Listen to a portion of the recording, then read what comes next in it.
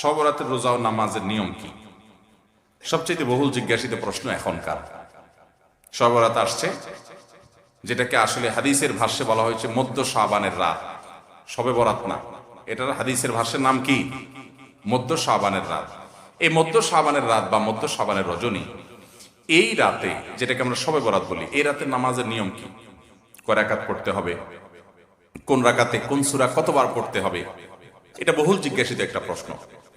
এবং এ ব্যাপারে আমরা অনেকে জানি যে শবে বরাতের নামাজে এত রাকাত পড়তে হবে, সেখানে সূরা কুল হু আল্লাহু ইখলাস এতবার পড়তে হবে, ইত্যাদি ইত্যাদি।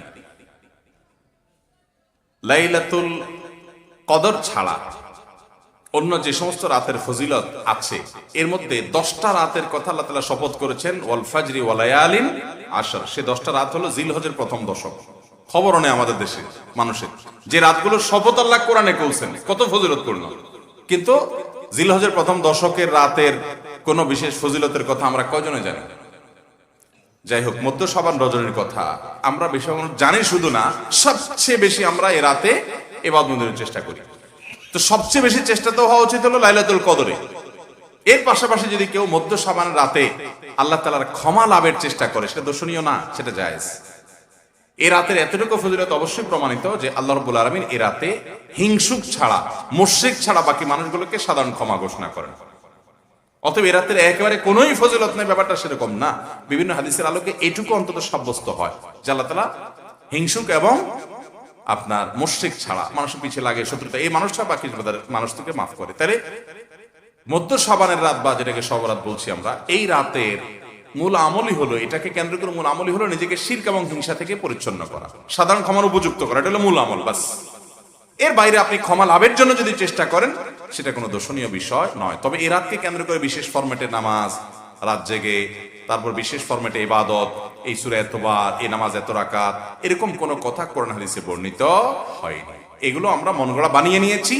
এবং যদি এরকম কোনো ফরম্যাট আমরা ঠিক করে নিয়ে সেভাবে ইবাদত করাটাকে আমরা এই রাতের আমল, শরিয়া সিদ্ধ আমল মনে করি বা সুন্নাহ আমল মনে করি বা কোনো নির্দিষ্ট আমল মনে করি, তাহলে বেদাতে পর্যবেসিত হবে। অতএব বাড়াবাড়ি এবং ছাড়াছাড়ি এই দুইটাই আমাদেরকে পরিহার করতে হবে। যতটুকু আছে ততটুকু আমরা আমল করব এবং এসে আমল অনুযায়ী আমরা চলার চেষ্টা করব। শবে বরাতে সবচেয়ে বেশি মানুষ মসজিদে কেন ভিড় জমায় বলেন তো? শবে কদর বেশি ফজিলতপূর্ণ না এই রাত? শবে কদর কোন তুলনা আছে শবে কদরের সাথে কোনটা? কিন্তু শবে কদরে কি এত মানুষ ইবাদত বন্দেগী করার চেষ্টা করে শবে বরাতে যত করে? কারণ কি? মিষ্টির জন্য বলে, খারাপ বলেন নাই। আমি ছোট থাকতে যখন মাদ্রাসায় পড়ি, লজিং এ ছিলাম এক বাড়িতে, আমার মনে আছে এক মসজিদে সারা রাত শবে বরাতে এরকম দোয়া দরুদ হয়েছে। এবার শেষে মিষ্টি বিতরণ হচ্ছে, জিলাপি দিতে আর কি, তখন তো জিলাপি দেওয়া হচ্ছে। তো এক আল্লাহর বান্দা তার যে জিলাপি দিচ্ছে, সবাই দুটো দুটো করে দিচ্ছে, ভুলে তার একটা পড়ছে। পরে সে জিলাপিটি নিয়ে এসে বাইরে ওই মুয়াজ্জিন বেচারার 14 গোষ্ঠী গালিগালাজ করতে করতে বলতেছে যে সারা রাত বেটা সবচেয়ে বেশি কানলাম আমি, আর দিছে আমার একটা। আল্লাহর কাছে এই নসিব চাই এই একটা জিলাপি নিয়ে পাইলাম। সে কানতে কানতে মুয়াজ্জিনকে গালিগালাজ করতে উঠতে যাচ্ছে। আমার ছোটবেলার ঘটনা। যাই হোক, তো মিষ্টির জন্য যায় না, এটা পুরোপুরি সঠিক না। এত অভাব পড়ে না যে সারা রাত মানুষ মসজিদে পড়ে থাকবে একটু মিষ্টি একটা প্যাকেটের জন্য, আমার মনে হয় না। আমার যেটা মনে হয়, সবচেয়ে বেশি মানুষ এ রাতে ইবাদতবন্দির চেষ্টা করে, কারণ মানুষ মনে করে এ রাতে ভাগ্য নির্ধারণ হয়। অতএব এক রাতে ইবাদতবন্দি করে যদি সারা বছরেরটা ফাইনাল করে ফেলতে পারি, মন্দ কি? এই হলো মূল কাহিনী। আল্লাহ তাআলা আমাদেরকে বিশুদ্ধ পদ্ধতিতে ইবাদতবন্দি করার তৌফিক দান করুন। তাহলে ভাইরা আমার, মধ্য শাবানের রজনীতে আমরা আল্লাহ তাআলার কাছে ক্ষমার উপযুক্ত হওয়ার জন্য, হিংসা শিরক থেকে মুক্ত হওয়ার চেষ্টা করব, ক্ষমা পাওয়ার জন্য প্রচেষ্টা আমাদের থাকবে। কিন্তু ওই যে বেদাতি পন্থায় বিশেষ ফর্মে ঠিক করে ইবাদত, নামাজ, হালুয়া রুটি খায় মানুষ। হালুয়া রুটি কেন খায়? কেন খায় হালুয়া রুটি ভাই? সারা দেশে অনেক জায়গায় এখনো এটা হালুয়া রুটি ওই দিন বানাবে মানুষ। হালুয়া রুটিটা কেন হয় বলেন তো? বলে যে নবী সাল্লাল্লাহু আলাইহি সাল্লাম উহুদের যুদ্ধে তার দন্দান মুবারক শহীদ হয়েছে, এই জন্য উনি শক্ত খানা খাইতে পারতেন না, হালুয়া খাইতেন। এই জন্য আমরা হালুয়া খাই। আরে ভাই, নবী সাল্লাল্লাহু আলাইহি সাল্লামের দাঁত ভাঙছে প্রথম কত, ওটা শাবান মাসে ঘটেই না, ওটা পড়ছে আরেক মাসে। আপনি এটা এই মাসে আনলেন কোত্থেকে?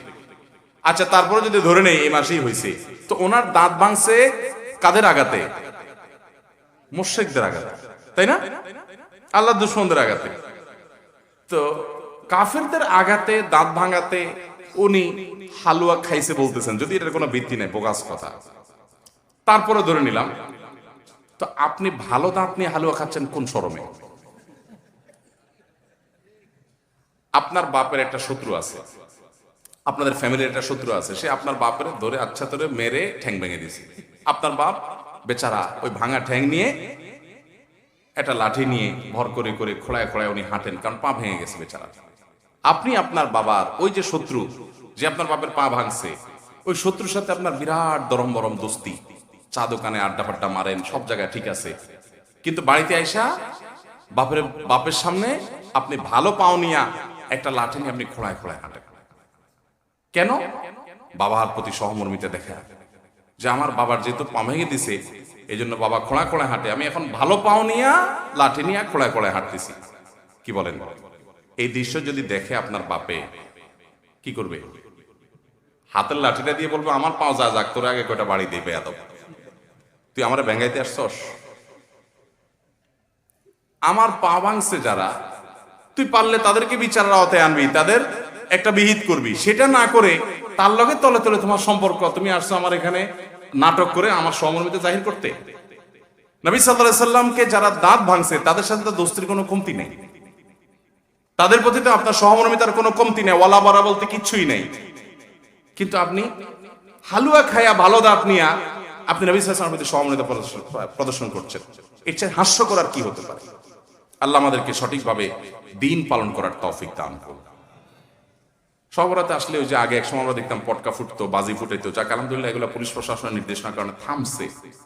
এরপরে ওই যে আতশবাজি করা, রাতে গোসল করা, অনেক তামাশা আমাদের সমাজে আছে সবরাতকে কেন্দ্র করে, শত শত বেদাতের আয়োজন এই রাতকে কেন্দ্র করে আছে। আল্লাহ আমাদেরকে এগুলো থেকে বেঁচে থাকার তৌফিক দান করুন। আমরা আল্লাহর কাছে ক্ষমা লাভের চেষ্টা করবো, আল্লাহ আমাদেরকে ক্ষমা লাভ করার, ক্ষমা পাওয়ার তৌফিক দান।